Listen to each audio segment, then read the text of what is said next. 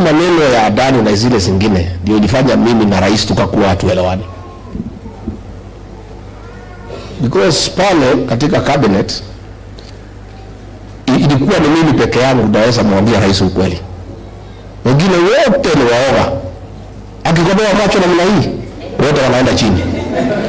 Hata mawaziri walikuwa kitu hawataki, wananiambia niseme.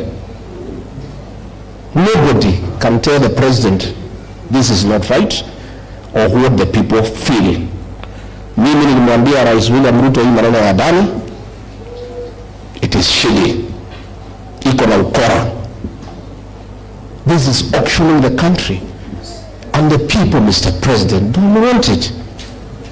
Akanichukia. Ikasemekana ati mimi napinga miradi ya serikali. Sasa ufisadi ni miradi ya serikali? That is corruption, it's not a government program.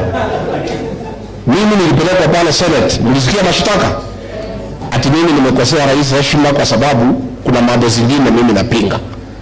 Hii maneno ya Adani nilisema ni mbaya.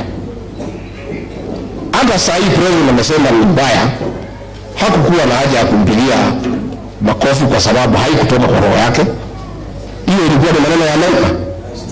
He only responded after that suspect was indicted in the United States. It did not come from his